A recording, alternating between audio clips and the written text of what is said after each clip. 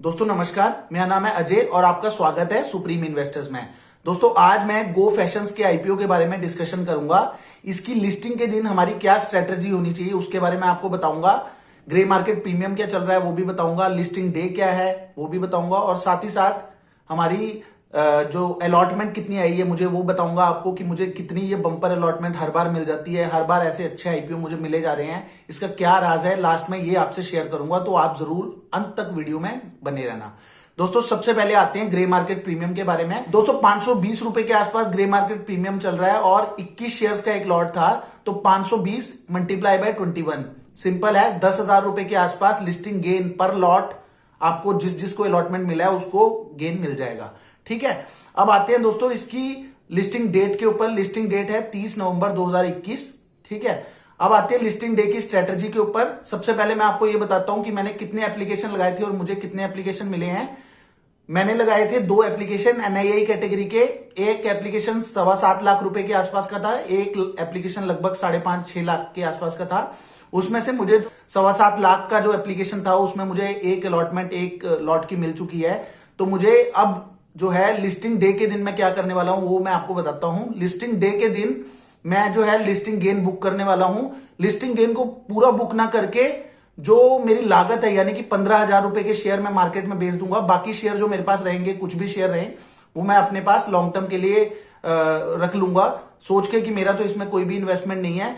मुझे गो fashion personally उतना अच्छा नहीं लगा कंपनी, हालांकि इसमें लिस्टिंग गेन आ रहा है इसलिए मैं बुक कर रहा हूं, बट मुझे पर्सनली लॉन्ग टर्म के लिए उतना अच्छा नहीं लगता है। ठीक है, तो मैं जिन जिन लोगों ने शॉर्ट टर्म के लिए अप्लाई किया है उनको तो यही सलाह दूंगा कि वो लिस्टिंग गेन बुक करके बाहर हो जाएं। जिन लोगों ने लॉन्ग टर्म के लिए अप्लाई किया था, मेरी सलाह ये है कि कम से कम अपनी लागत वो निकाल लें ताकि उनको बाद में ये रिग्रेट ना हो कि उन्होंने अपनी लागत भी नहीं निकाली। और क्योंकि स्टॉक मार्केट भी अब थोड़े नीचे के रुख दिखा रहा है कि नीचे आ सकता है, तो हो सकता है हमारा गो फैशंस का जो शेयर है वो कुछ ही समय में नीचे भी आ जाए, तो आपको कहीं बहुत ज्यादा लॉस ना लग जाए। इसलिए मेरी रिकमेंडेशन यही रहेगी कि आप कम से कम अपनी लागत जरूर इसमें निकाल लें। दोस्तों अब आते हैं आईपीओ की अलॉटमेंट की स्ट्रेटजी के ऊपर। हमारे में से ऐसे बहुत से दोस्त हैं जिनको आईपीओ कभी भी अलॉट नहीं होता, वो लोग हमेशा अपने आप को अनलकी फील करते रहते हैं। पर दोस्तों कुछ ना कुछ नॉलेज गेन करने की जरूरत है कि हमें क्यों अलॉटमेंट नहीं मिल रहा। पहले मेरा भी हाल ऐसा ही था, मुझे भी कभी अलॉटमेंट नहीं लगता था। रिटेल कैटेगरी के एप्लीकेशन लगा लगा के मैं थक चुका था और अलॉटमेंट नहीं मिलने के कारण मैं निराश हो चुका था। आईपीओ लगाने का मेरा मन नहीं होता था। ठीक है, फिर मैंने एक वीडियो देखा यूट्यूब पे और उसमें मुझे पता चला कि कैसे इसका मैथमेटिक्स वर्क करता है। मैं आपको सिंपल फॉर्म में बताता हूं। मान लीजिए एक कंपनी है, ठीक है, उसका आईपीओ रिटेल कैटेगरी में 100 गुना सब्सक्राइब होता है। ठीक है, तो हर एप्लीकेशन को इक्वल ट्रीट किया जाता है रिटेल में। अगर आपने 14 लॉट भी अप्लाई किए हैं ना रिटेल में, 2 लाख से नीचे का एप्लीकेशन आपका कितने भी अमाउंट का हो, 1,99,000 का भी आपका एप्लीकेशन हो, तब भी आपको एक ही लॉट मैक्स टू मैक्स मिलेगा उसमें। ठीक है, और सारे एप्लीकेशन को इक्वल ट्रीट किया जाता है, यानी कि 14 लॉट जिसने अप्लाई किए हैं या 2 लाख का एप्लीकेशन लगाया उसको भी सिमिलर ट्रीटमेंट मिलेगा और जिसने 1 लॉट अप्लाई किया उसको भी सिमिलर ट्रीटमेंट मिलेगा। तो रिटेल में अगर आपके पास पैसा कम है तभी रिटेल में एप्लीकेशन लगाएं। अगर आपके पास पैसा अच्छा है, पैसा है, तो आप एनआईआई कैटेगरी में आ जाएं। अब एनआईआई कैटेगरी का मैं आपको बताता हूं। एनआईआई कैटेगरी में मानो 400 गुना सब्सक्राइब हो जाता है एक आईपीओ। ठीक है, अगर यूजुअली देखा जाए तो 15,000 रुपए के आसपास का एक लॉट होता है और 2 लाख के ऊपर की एप्लीकेशन को एनआईआई कैटेगरी की एप्लीकेशन माना जाता है।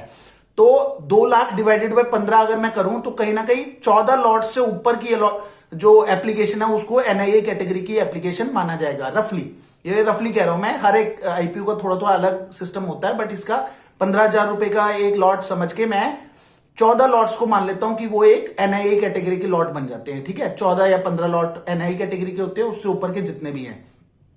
अब दोस्तों अगर मान के चलिए वो आईपीओ 400 गुना भी सब्सक्राइब होता है एनआईआई कैटेगरी में, तो आपकी प्रोबेबिलिटी क्या रहती है अलॉटमेंट की वो आपको बताता हूं।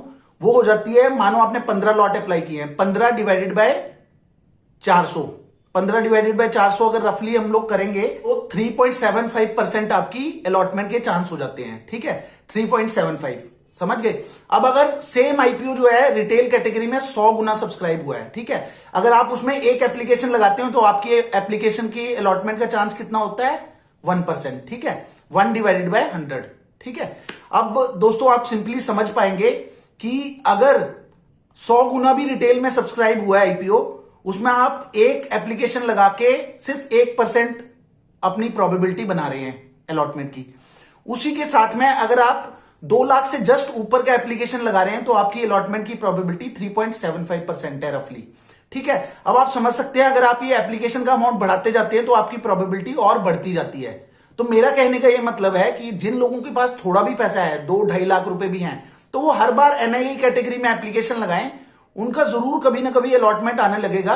रिटेल में बहुत मुश्किल है क्योंकि रिटेल इन्वेस्टर्स ने बहुत ज्यादा डीमैट अकाउंट खोल लिए हैं और सब लोग 15-15 हजार का एप्लीकेशन लगा देते हैं। रिटेल में जो आईपीओ 100 गुना भी सब्सक्राइब हो जाता है उसमें आपका अलॉटमेंट का चांस 1% ही रह जाता है। ठीक है, तो मेरी सलाह यही रहेगी। बाकी मैंने एक कैसे अलॉटमेंट के चांस बढ़ाते हैं उसका एक वीडियो भी बनाया था, उसको भी आप यूट्यूब में जाके देखिए। मैं आपको लिंक भी दे रहा हूं डिस्क्रिप्शन बॉक्स में और आई बटन में भी आएगा, आप जरूर उसमें जाके देखें, आपका कुछ ना कुछ हेल्प जरूर होगा।